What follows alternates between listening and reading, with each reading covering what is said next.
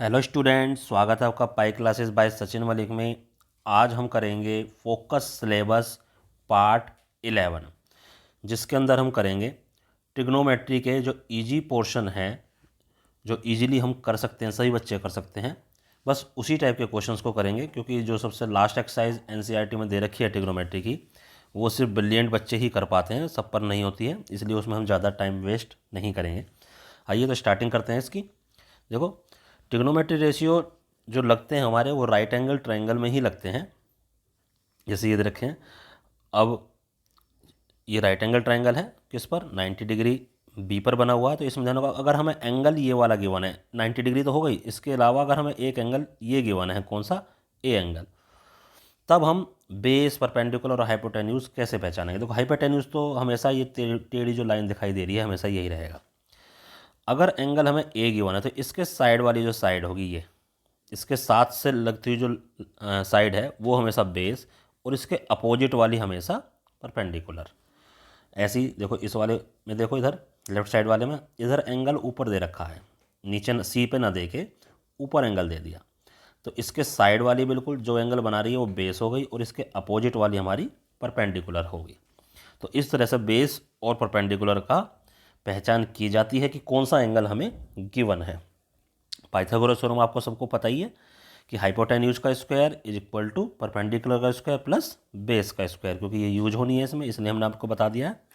आइए, trigonometry ratio हमारे 6 होते हैं। अच्छा, 6 क्या होते हैं ये भी मैं आपको बता दूं। देखो, हमारे पास 3 साइड के नेम हैं, बेस, परपेंडिकुलर और हाइपोटेन्यूज। ठीक है, बेस, परपेंडिकुलर और हाइपोटेन्यूज। इनमें से दो दो का अगर आप कॉम्बिनेशन लोगे तो हमारे पास 6 ही रेशियो बनेंगे। जैसे बी और पी ले लिया हमने, तो बी अपॉन पी बन जाएगा या पी अपॉन बी बन जाएगा। ठीक है, इन दोनों से दो बने, फिर इन दोनों से दो बन जाएंगे, और बी और एच से भी दो बन जाएंगे। तो 6 ही रेशियो बन रहे हैं। तो क्योंकि 6 ही रेशियो बन रहे हैं, इसीलिए हमारे पास 6 ही ट्रिग्नोमेट्रिक रेशियो होते हैं। ठीक है, ना कम ना ज़्यादा। आइए, अब होते कैसे हैं। देखो, ये आपको याद रखना है, पीबीपी और एचएचबी, इसको हम अपनी लैंग्वेज में इस टाइप से बोल देते हैं कि पाकिस्तान, पाकिस्तान भूखा प्यासा, और हिंदुस्तान हरा भरा। उनके फर्स्ट फर्स्ट लेटर ले लिए, तो इस तरह से आप इसको याद रख सकते हो।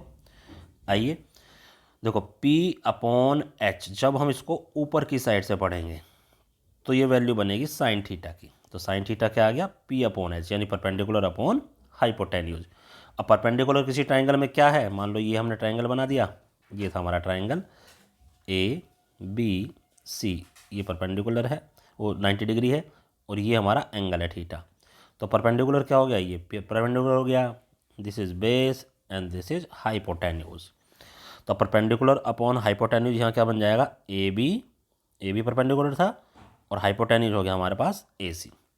ठीक है, जब दूसरे वाले रेशियो, इस वाले रेशियो को हम ऊपर से पढ़ेंगे तो कोस थीटा हो जाएगा, ये टेन थीटा हो जाएगा। तो ऐसे चलते हैं, ये इधर हो गए साइन कोस टेन, फिर कोट सेक कोसेक। लेकिन जब कोट सेक कोसेक आएगा तो हम उल्टा पढ़ेंगे, जैसा कोट निकालेंगे तो बी अपॉन पी। ठीक है, तो इसको हम उल्टा पढ़ते हैं, तभी हमारी वैल्यूज़ आती चली जाती हैं। अब यहाँ पर ध्यान देने वाली बात क्या है, देखो, ये साइन और कोसेक एक दूसरे के रिवर्स हैं, वो पी अपॉन एच है, ये अपॉन एच अपॉन पी है। कोस और सेक ये एक दूसरे के रिवर्स हैं, और टेन और कोट ये एक दूसरे के रिवर्स हैं। ऊपर भी हमें इसमें जो हमने पी बना रखा है, इससे भी हमें पता चल रहा है। देखो, ये दोनों एक दूसरे के रिवर्स हैं, ये एक दूसरे के रिवर्स हैं, ये एक दूसरे। जब ऊपर से पढ़ेंगे तो साइन बन जाएगा, नीचे से पढ़ेंगे तो कोसेक बन जाएगा। यानी ऊपर से पढ़ेंगे तो ऊपर वाली रेशियो, जो नीचे से पढ़ेंगे तो नीचे वाला रेशियो। ठीक है, आइए चलिए करते हैं क्वेश्चन सब। फर्स्ट क्वेश्चन कहता है, if sine theta is equal to 4/5, sine theta की वैल्यू 4/5 दे रखी है, तो हमें कोट थीटा की वैल्यू निकालनी है। जो हमारे पास याद रखने का तरीका है वो ये था। तो साइन थीटा पहले वाला ही होता था हमारे पास, sine theta P upon H. ये हमने इधर ट्रायंगल बना लिया, ट्रायंगल जरूर बनाओगे, ए बी सी हमने ट्रायंगल बना लिया, इधर हमने थीटा ले लिया, तो परपेंडिकुलर हमारा ये हुआ और हाइपोटेन्यूज हमारा इधर हुआ। तो क्योंकि 4/5 दे रखा है, तो ये 4/5, वैसे ये जो होता है हमारे पास ये वैल्यू नहीं है, ये 4/5 रेशियो है। जब इसको हम साइड्स की उसमें देंगे तो हमें ये वैसे 4K और 5K इस टाइप से लिखना चाहिए। इसके साथ कोई ना कोई कांस्टेंट हमें लगाना पड़ेगा रेशियो हटाने के लिए। तो पाइथागोरस थ्योरम आपको पता ही है, h का square is equal to p का स्क्वायर प्लस b का स्क्वायर। तो क्योंकि हमने 5 नहीं लिखना बेटा, ये 5 मत लिखना है, इसे हम मार्क्स कर सकते हैं। तो h को हम लिखेंगे 5K का स्क्वायर, p की वैल्यू हमारी हो गई 4K का स्क्वायर और b हमारा एज इट इज़ रहा। तो ये हो जाएगा 25K का स्क्वायर, 16K का स्क्वायर प्लस b स्क्वायर। इसको इस साइड ले आए तो 25K स्क्वायर में से 16K स्क्वायर चला जाएगा तो 9K स्क्वायर आ गया equal to b square. 9K square को मैं क्या लिख सकता हूँ, 3K का स्क्वायर, यानी ये आ गया हमारे पास b का स्क्वायर। स्क्वायर से स्क्वायर काट दो, b की वैल्यू आ गई 3K। अब क्या निकलवा रहा है ये, अब ये निकलवा रहा कोट। तो कोट कहाँ से आता था, ये वाला था, साइन कोस टेन, और ये कोट हमारा नीचे से पढ़ेंगे b/p, यानी बेस अपॉन परपेंडिकुलर। तो बेस b की वैल्यू ये 3K और उसकी वैल्यू 4K, बाद में k से k कट जाएगा तो 3/4 इज़ द आंसर। तो बेटा जैसे मैंने k रख के करवाया है आप ऐसे करना, बिकॉज ये जो sine theta is equal to 4/5 दे रखा है, 4/5 इसका मतलब है 4/5। जब हम कभी भी रेशियो हटाते हैं तो कोई ना कोई कांस्टेंट हम लगाते हैं, तभी हम उसे साइड के रूप में लिख सकते हैं। ऐसे डायरेक्ट मत लिखना, मार्क्स कटेंगे अदरवाइज आपके। आइए चलते हैं नेक्स्ट क्वेश्चन पर, ये भी ऐसा ही है। यहाँ पर 10 दे रखा है तो PBP/HHB, 10 ये था हमारे पास, 10 क्या था, बेस ऑफ एन परपेंडिकुलर। तो दिस इज 12K और दिस इज 5K। ठीक है, तो यहाँ पर बस आप K ज़रूर लगा लेना, ये थ्योरम में लगा दिया, ये हो जाएगा K स्क्वायर, इधर भी K स्क्वायर, ये भी K स्क्वायर और ये आ जाएगा 13K। आगे वैल्यू निकलवा रहा है साइन थीटा बटे कोस थीटा की। देखो साइन का होता है, ये पहले वाला साइन होता है P/H, दूसरे वाला कोस होता है B/H। PBH की ये तीनों की वैल्यू हमारे पास आ चुकी है, इनके साथ K ज़रूर लगेगा बेटा, ये ध्यान रखना। तो ये K वो बात अलग है कि K बाद में कट जाएगा, अब K से K काट सकते हो आप। तो 13 एलसीएम ऊपर आ गया 17/13। ठीक है, तो इस तरह से ये दूसरा वाला क्वेश्चन भी हमारा कंप्लीट होता है। आइए नेक्स्ट क्वेश्चन, कहता सेक की वैल्यू दे रखी है तो कोस की वैल्यू फाइंड आउट कर दो। ये बहुत ईजी है, अभी मैंने ऊपर आपको बताया था सेक और कोसेक, कोस थोड़ा उल्टा होते हैं। कैसे, PBP/H, सबसे पहले वाला ये साइन होता है, ये जो दूसरा है ये होता है हमारे पास कोस। ठीक है, ये टेन, ये कोट और ये होता है हमारा सेक, बाकी ये कोसेक। अब हमें क्लियरली दिखाई दे रहा है कि ये सेक और कोस एक दूसरे के उल्टे हैं। अगर हमें एक वैल्यू पता है तो दूसरे की हम फाइंड आउट कर सकते हैं। तो सेक कितना है 7/3, तो कोसे कितना हो जाएगा 3/7, और ब्रैकेट में लिख दिया कोसे इज रेसिप्रोकल ऑफ सेक है। यानी अगर उल्टा वाला पूछ लिया जाए तो बहुत ईजी है, फिर हमें ये ट्राइंगल से पाइथागोरस थ्योरम वगैरह लगाने की जरूरत हमारे को नहीं पड़ती है। जैसे नेक्स्ट आ गया, अब फिर से वही आ गया, क्या दे रखा है 15 कोट A बराबर 8, तो साइन A की वैल्यू हमें फाइंड आउट करनी है।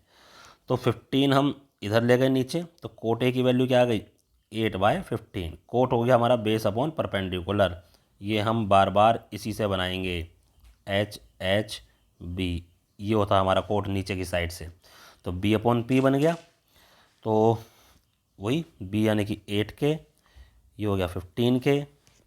तो बस ये के अंदर के बाहर आएगा तो K स्क्वायर, इधर भी K स्क्वायर, इधर भी K स्क्वायर, इधर भी K स्क्वायर, जब रूट से बाहर आ गया तो K, बस फिर वैल्यू रख देने की, P/H होता है, K से K कट गया और 15/17।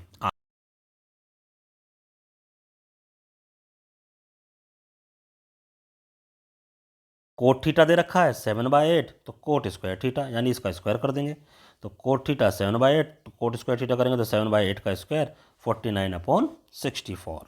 तो एक एक नंबर में क्वेश्चन बेटा ऐसे आने वाले हैं छोटे छोटे से। आइए इनको भी देखो अपन आप कर सकते हो। अब tan A की वैल्यू दे रखी है आपको, वही ट्राइंगल से, ठीक है, ट्रायंगल बनाएंगे उसी टाइप से। तो tan A क्या होता है, ये होता है परपेंडिकुलर अपॉन बेस, यानी ये 3K हो गया, ये हमारा 4K हो गया। अब हाइपोटेन्यूज निकाल लेना, ये 5K आ जाएगा। बस 1/sin A और 1/cos A, ठीक है। तो 1/sin A होता क्या है, कोसेक होता है ना, cosec A plus sec A, ये तुम्हें निकालना है। तो कोसेक A साइन का उल्टा होता है, ठीक है। और साइन क्या होता था, P/H, तो ये हो जाएगा H/P। और सेक किसका होता है, B/H होता है। तो H क्या है 5K बटे 3K, और ये हो जाएगा 5K बटे K से K काट लो, LCM आ गया 12, उधर क्रॉस मल्टीप्लाई कर देंगे ऊपर 20 + 15, ठीक है। जो भी तुम्हारी वैल्यू हमारे पास आने वाली है 35/12, इस टाइप से हम इसको फाइंड आउट कर लेंगे। नाउ नेक्स्ट क्वेश्चन क्या दे रखा है बेटा, देखो साइन थीटा की वैल्यू निकाल दे रखी है, कोस की निकाल लोगे।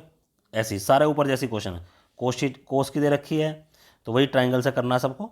देखो ये टेन थीटा दे रखा है तो कोट, ये एक दूसरे का उल्टा है, तो कोट थीटा की वैल्यू क्या हो जाएगी 3/4। इसमें तो ज़्यादा आपको कुछ करना ही नहीं है।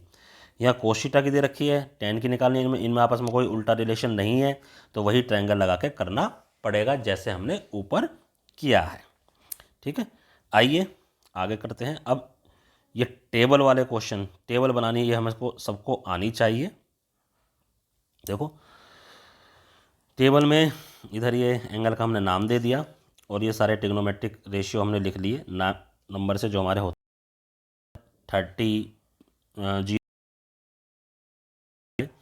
अब पहली लाइन, ये वाली लाइन, ये लाइन मैं आपको बता देता हूँ कैसे निकालते हैं, उसके बाद फिर सारी हमारी आती चली जाएंगी।